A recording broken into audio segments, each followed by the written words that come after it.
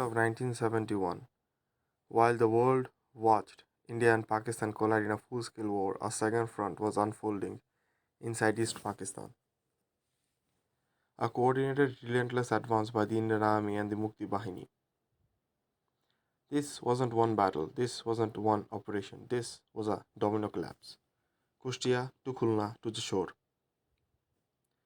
Three critical victories in rapid succession that blew open the entire southwestern theater and shattered Pakistani control. This is a story of that advance, cold, calculated, and decisive.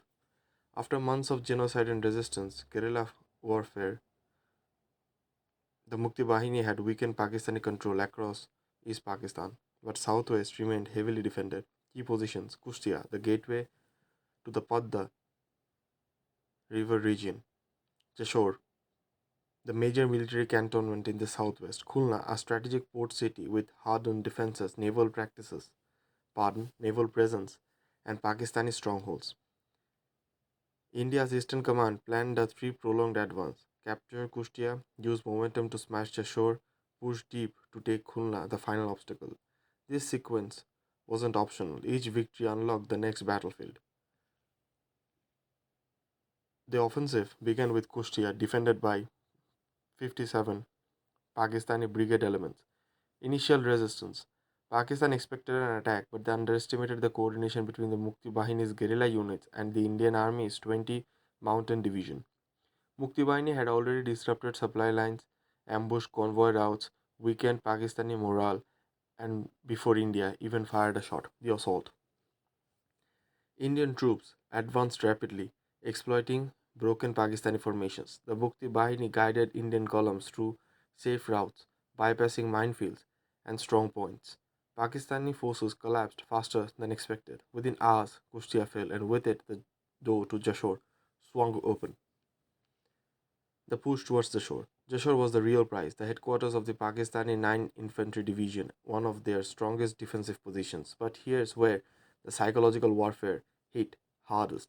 Pakistani miscalculation. Pakistani commanders believed India would strike directly from the front. Instead, India used flanking maneuvers, night movements, and Mukti Bahini sabotaged inside Jessore.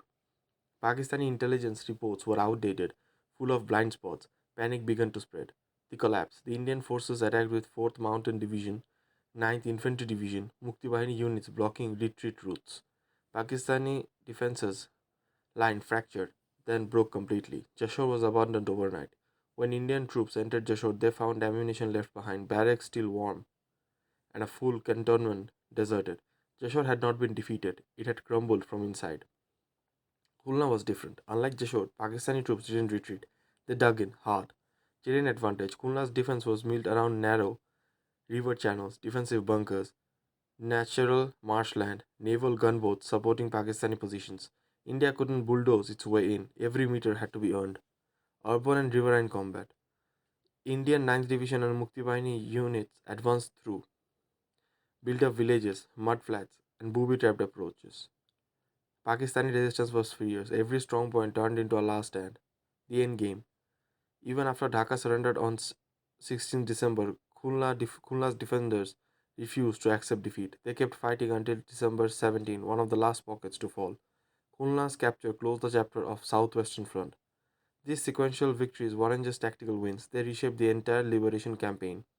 Why they mattered: destroyed Pakistani control over the southwest, eliminated key cantonments and supply bases, secured ports for humanitarian aid, allowed Indian and Mukti Bahini forces to pivot towards Dhaka, crushed Pakistani morale across East Pakistan, Khulna, Jessore, Kushtia. The chain of victories set the tempo of the war, accelerated the fall of the Pakistani Eastern Command.